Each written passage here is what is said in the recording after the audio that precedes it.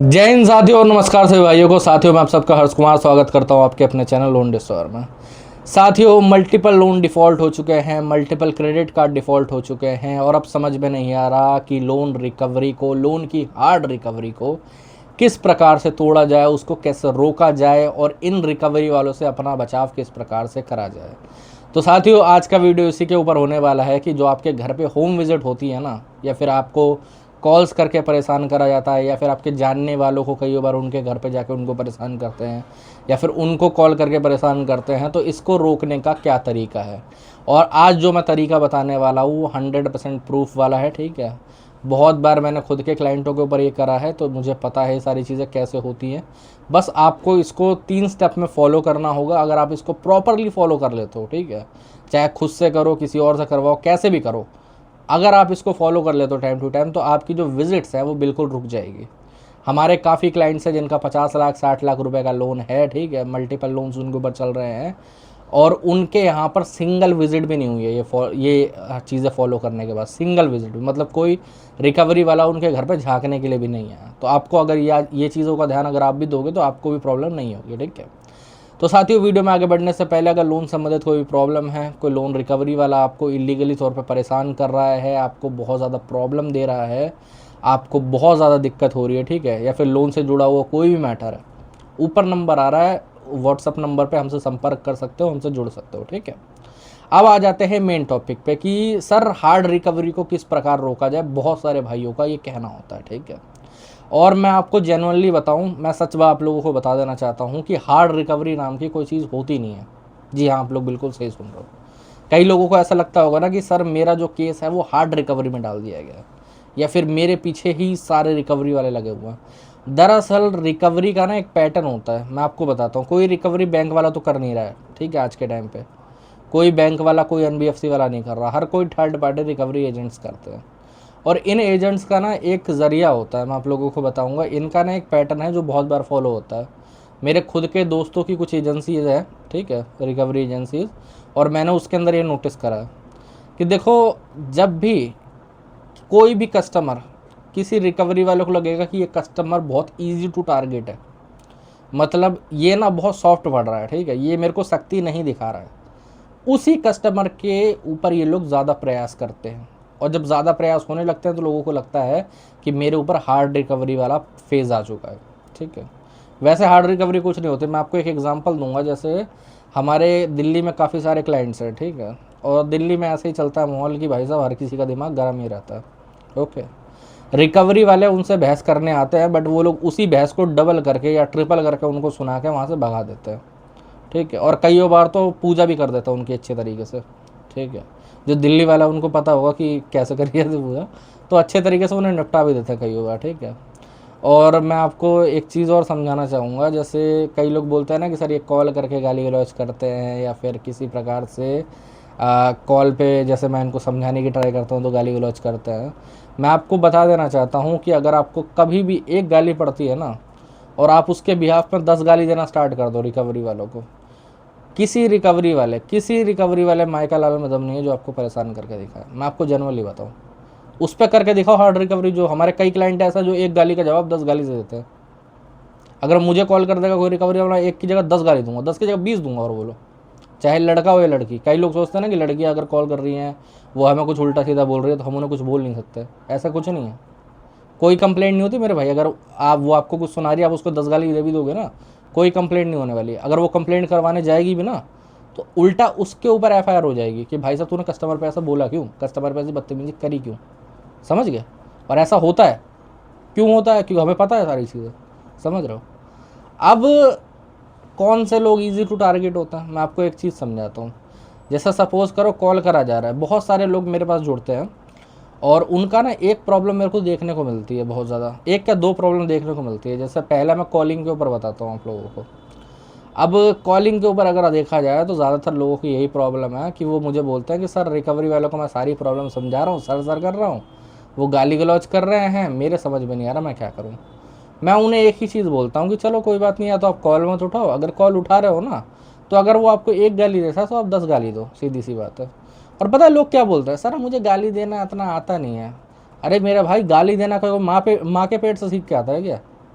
अगर आपके साथ बेकार दबाव डाला जा रहा है, आपको परेशान करा जा रहा है, आपके ऊपर वायलेंस क्रिएट करा जा रहा है, तो आप भी उसका जवाब दे सकते हो, सीधी सी बात है। उसी तरीके से आप किसी को हार्म नहीं पहुंचा रहे हो, मैं आपको जेन्युइनली कहूँ तो, ठीक है। हाँ, ये होता है कि कई लोग बोलेंगे कि सर किसी ने मेरे को हाथापाई करी, हाथापाई तो हो ही नहीं सकती रिकवरी में, पहली बात, ठीक है, वो पॉसिबिलिटी नहीं है। ओके, तो अब आप लोग समझो कि किस प्रकार से काम होता है। अब लोग डरे रहते हैं, लोगों की ही प्रॉब्लम्स है, लोग ही इजीली टारगेट बने बैठे हुए हैं। अगर लोग जिस बात का जवाब उनको दिया जाता है ना, उस बात का जवाब देने लगे, जैसे एक कॉमन फेज है हर रिकवरी वाला यूज़ करता है। जब आप लोग बोलोगे ना कि सर अभी पेमेंट की दिक्कत चल रही है, तो कई बार रिकवरी वाले पता क्या बोलता है, आपका घर का खर्चा कैसे चल रहा है। अब कोई क्लाइंट अगर उस टाइम पे बोल दे ना कि मैं तेरे बाप का नौकर नहीं हूँ जो मैं तुझे बताऊँ, या फिर तेरे बाप से मैंने पैसे नहीं लिए हैं, तो रिकवरी वाला आगे नहीं बोलेगा कुछ भी, ठीक है, या काट के भाग जाएगा। लेकिन लोग पता क्या, अरे सर वो घर का खर्चा चल जा रहा है, कहीं से आ जाते हैं पैसे, ये हो जा, अरे वो क्या है बैंक का, वो टेलीकॉलर है खाली, उसको क्या समझा रहे हो तुम, समझे।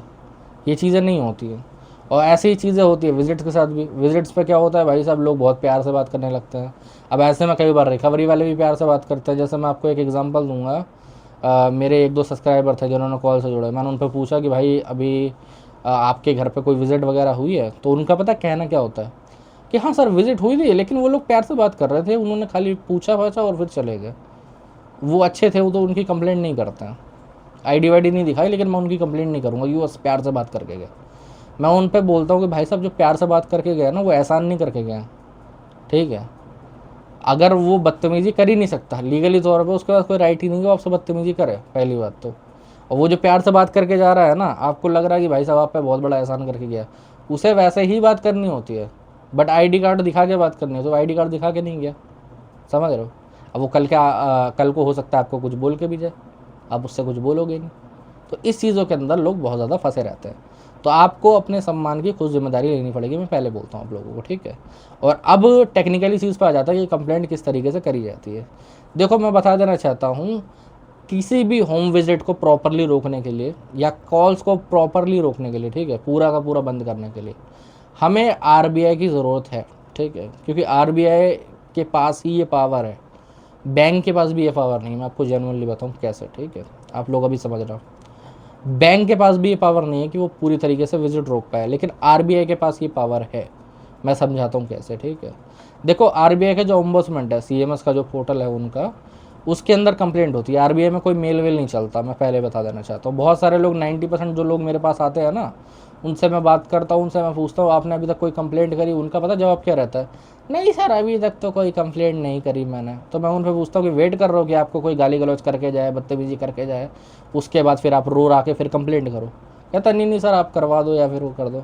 अब किसी बैंक को आपने कोई मेल नहीं करा होगा, किसी बैंक को आपने कोई ट्वीट नहीं करा होगा उसके अगेंस्ट में, और हो सकता है आपने आरबीआई में कंप्लेंट भी ना करी हो, ठीक है।